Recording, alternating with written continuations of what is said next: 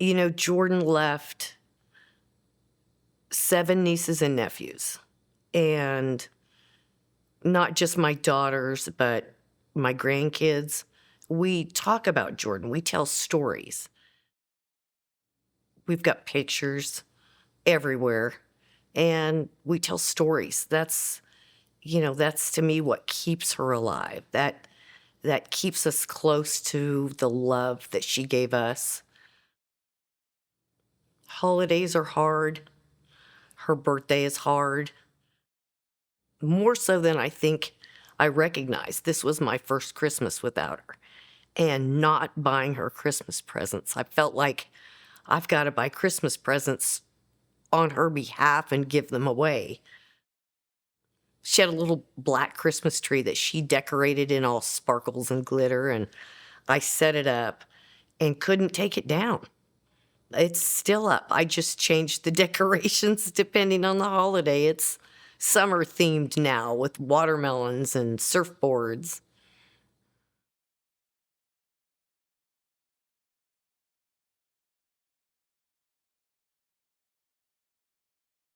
Jordan was the youngest of 4 girls and truly the baby of the family. She was unexpected, but I think we figured out pretty early on that she completed our family. Quite a charismatic youngster. She liked to follow her sisters around, and we called her Little Bit as a nickname. And it was kind of because she was a little bit of the best of all of us. She had a wonderful sense of humor and this gregarious laugh and just so much compassion. Truly the best sister. She was a jokester. She had no fear of anything. And I was more reserved, but she never met a stranger. She would try anything, talk to anyone, and she just wanted to have fun constantly. And she really, I think it being the baby, she really did the best job of making my mom have more fun. She got away with a lot. She had this real sarcastic sense of humor that everybody just loved. I bought a Santa hat that you hit a button and it would play some jingle. And there's a video of Jordan, and she's doing a jingle in the middle of the doorway, in the door frame, just dancing around, playing with them. And it's things like that that really represent Jordan's sense of humor. She's just quirky. She'd always want me to bring home the little elderly people from Walmart.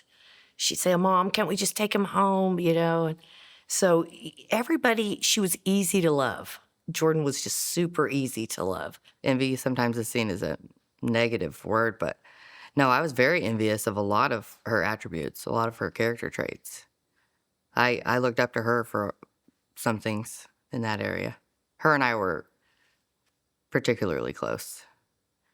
We spent a lot of time together. Even after I got home from college, we got to live together for a little bit. So we spent a lot of time together, goofing off and taking care of Mom. We were outside all the time. We spent a lot of time outside. And honestly, even before college, I felt like me spending time with her kept her on the right track. I took a lot of responsibility for a lot of that. I felt guilt for going away to college and not being there. You just feel guilty even when it's misplaced. Jordan enjoyed school. She did real well in elementary, in middle school. High school, we ran into some bumps. Just before she turned 16, she was involved in a real serious car accident. An SUV that she and her friends were riding in rolled several times, and she was ejected out the back window. So she ended up sustaining a severe brain injury. To be honest, we didn't know if she was going to make it or not. She was in a coma, but she came out of it even after the doctor said not to expect much, and really just took off from there. Did real well in school, made friends easily. We did notice some personality changes with Jordan. She was more time conscientious. If you wanted to go to Quick Trip before the accident and you told her 5 minutes, it could be 25 and she wouldn't bother about that. After the accident, if we hit 6 minutes, it was 6 minutes. It was 1 minute too long. But she noticed it more than we ever did. And we sought counseling originally for some of the quirks. We used to always have to put our hands on glass when we went over railroad tracks. Not sure why, but the counseling helped ease a lot of that stuff. But she always used to tell me, it's different, Mom. She'd lost her sense of smell and taste. And over a period of probably a year, she started to gain some of that back. But she used to tell me, Mom, I can taste the banana, but it doesn't taste like banana anymore. And, it was hard for us to relate. And I think we really discounted a lot of what she was going through. I was in college, actually. That was wild. I believe, if memory serves me right, it was my first year of my master's degree. So I was in graduate school in Springfield at Missouri State. And I remember the phone call now, but during the time, I blinked and I was in Joplin already. So I packed a bag, rushed home, and stayed at the hospital with Mom for about 2 weeks. We just lived at the hospital trying to make sure she would make it. And this will tell you how close Jordan and I were. She didn't want anybody to touch her but me. So I had to help, even though she was not that cognizant of what was happening, I had to help wipe her, change her. Only I could give her a shower. But even at that time, she was still herself, even though she was completely out of it. I'll never forget, a nanny nurse came in to sit with her and wanted to put her socks on her. And she said to the nurse, we have to put your gripper socks on so you don't fall. And she looked at me and she goes, stripper socks? Why are we at the strip club? And just making jokes like that and doing silly stuff, even when she was out of it. But yeah, we spent, I think, at least 2 weeks there with her and all her craziness at the time.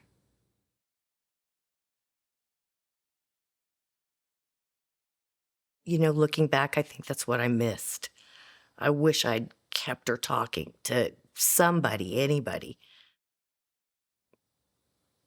I think drugs became an escape for what she couldn't express, for trying to reconcile the differences in her personality from before the accident to after.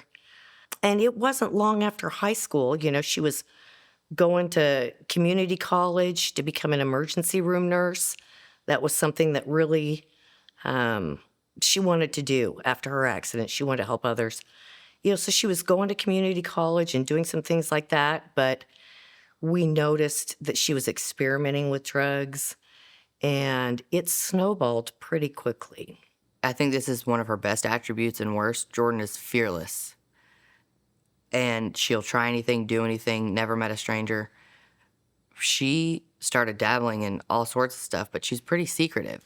So the weed, that kind of stuff, the pretty common drugs. But then she started to really pull back. And me being so close to her, I could see it. She spent all her time with people we didn't know, boys. There were certain guys that she'd hang around.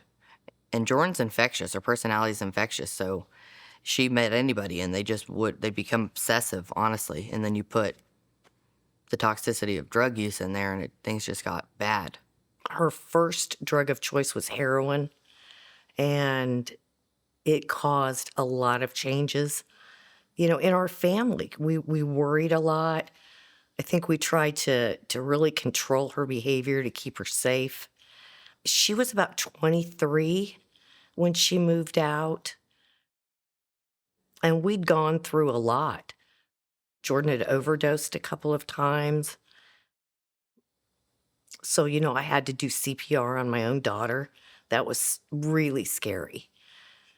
And she moved out when she was about 23. And, Jordan was still just so fun. She kept in touch via phone call. She'd stop by a couple of times a week. And between, I'd say, 23 and 26, um, she really, she really fell into almost a depression.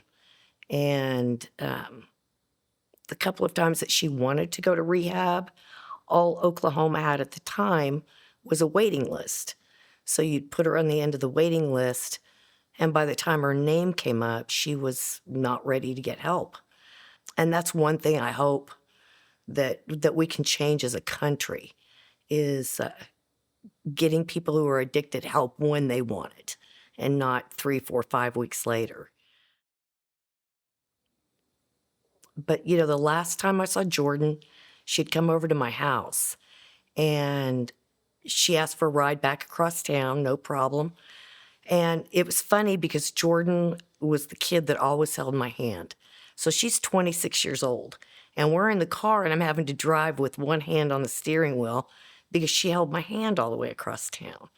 And, she got out of the car, gave me a kiss, got out of the car. And then she said, "Wait, Mom, wait. I got to give you another kiss," and ran all the way around to the other side and gave me another kiss. And the last thing I said to my daughter was, "Be safe." And she promised me she would.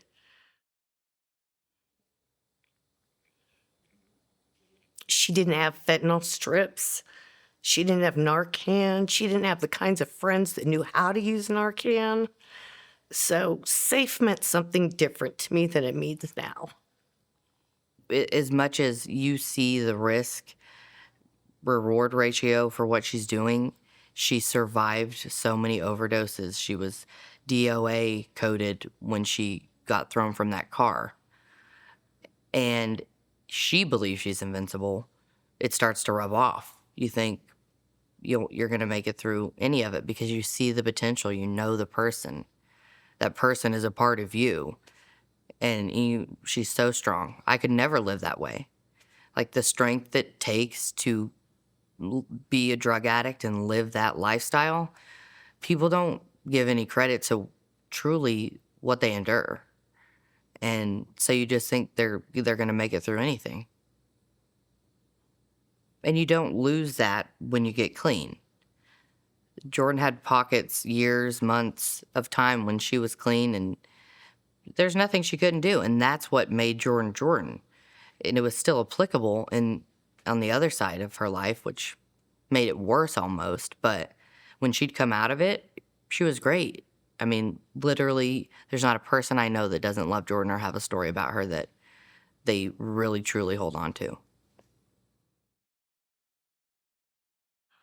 I dropped her off probably around 7. And later on that evening, about 10 o'clock, one of my daughters got a phone call from a friend of Jordan's. My mom and my sisters and myself were on a 3-way call, 4-way call, and someone said there was a Jane Doe brought into the hospital, and they had a driver's license, and they needed someone to come confirm it was her. And so on that 4-way call, my younger sister got that information from one of the people that Jordan hung out with and told us that the ambulance had taken her and she had passed. I immediately shut off and went into work mode. That was my role. It's always what I do. We split up the hospitals, the police department, and started making phone calls. And I just started driving. I was driving to a hospital that was near where she stayed. And by the time I got there, my daughter Lindy was already there. And she walked out, and a social worker walked out behind her and told me Jordan had passed. And I just sat down on the sidewalk. I didn't cry. I just sat on the sidewalk. I didn't know what to say. I didn't know what to do. And I sat there for the longest time. The rest of my girls came up and we just sat on the sidewalk. And, even then we were, remembering Jordan's funny times when she'd joke and make us laugh. So yeah, it was difficult. It was difficult to process the whole experience. It makes you angry, but it does make you crazy, and it makes you question. There's this switch that you could flip where you become obsessed with it. How'd it happen? Why'd it happen? Who'd it happen with? And not getting those answers, that is what can drive you crazy. But it comes with the lifestyle that you're not going to get closure. And I am a person a creature of resolution. And you just don't get it here. You have to work through it because you don't get it. Ever, really. Even now, it's difficult. And it's the little things. You can be walking through Walmart and you hear a song on their loudspeaker and it reminds you of a time, and it just takes your breath away. So yeah, I don't know that grief is something you get through. I think it's something you learn to live with. I always keep her with me. I have my bracelet with her in it. But quite frankly, I've had to learn a lot. I've lost people, but no one this close. And I think there needs to be a mandatory workshop, pamphlet, whatever you want to call it, on grief, because I don't think it's presented in any way the truth of the matter. I haven't properly grieved her. It's been a year. But there aren't stages of grief. Grief is part of you. Grieving her is lifelong. You just learn to manage it differently. The sting is less hurtful, but you don't go through grief and get over it. You live with grief forever. With people, I think. At least that's my experience. Multitudes of her friends still stay in contact with me. There's one friend that she was in active addiction with who had, a year and a half of clean time when Jordan passed. And he contacted me about 6 months after she passed away and told me that he was going to go into drug and alcohol counseling because he felt like he had left Jordan behind. And he wanted to make sure that nobody else got left behind. And probably more recently, she's a real good girlfriend. And she called me. She's getting ready to have her first child, and she wanted my permission to name him Jordan. It's going to be a little boy. So, those are the kinds of things where I know my daughter had an impact. Short-lived, but she had an impact on people. What we believe happened, from what we can piece together, is that Jordan probably overdosed at a home, and the people that she was using with didn't want to get in trouble. And so they moved her to a field and then called 911. So, that's hard. It's hard that, she died alone. And, these kids she was with were so afraid of the ramifications of being with her that they chose to go that route. But I will say, and I don't know where this fits into this whole situation, but I also don't hear a lot of the truth that there is relief in her passing. As sad as it is, I feel relief for myself, but I feel relief for her, because although she could endure all that struggling, it's terribly difficult. And I say, yes, I wish you were here, but selfishly, I think that comes from a selfish place. Her having to live that way, I'm glad that she's not. I'm glad that she has peace and doesn't have to struggle. And sometimes that's hard to say out loud, but it's true. I think Oklahoma has gotten a little better about trying to prosecute people who are supplying fentanyl, whether they're selling it or just supplying it. And I think it's created kind of a taboo situation with, reporting and trying to get some of these, overdose victims help. Fentanyl overdosing or, poisoning, really. It's not even an overdose, but these, young people that are passing away, there's so many. I don't think there's any family out there that isn't touched in some way, whether it be immediate family member or a family friend or a family friend's child. It's just gotten to be an epidemic. As much as this affects any family that goes through it, I also have to give Jordan credit.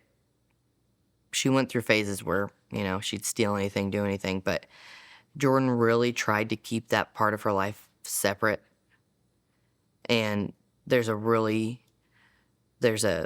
power balance struggle with that as family members, because you want to be supportive, but are we crossing the line into codependency,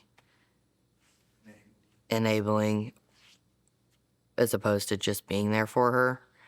And so I think that's another thing that she struggled with, but she did a really good job of trying to keep as much of that away from the people she truly loved and cared about, but it kind of pulled her away from us at the same time. She didn't feel deserving, and that is hard because you can't make someone feel deserving. You just keep loving them. The things that our young people go through, we need to pay more attention to, whether it's divorce or school bullying, or in Jordan's case, a medical emergency. And find a way to keep them talking, whether it's to a best friend or a counselor or a parent or their sister, but just to keep them talking. I think this world is so dangerous that when kids quit talking, it's easy for them to slip into that abyss of drugs where they don't have to think about what they want to say anymore.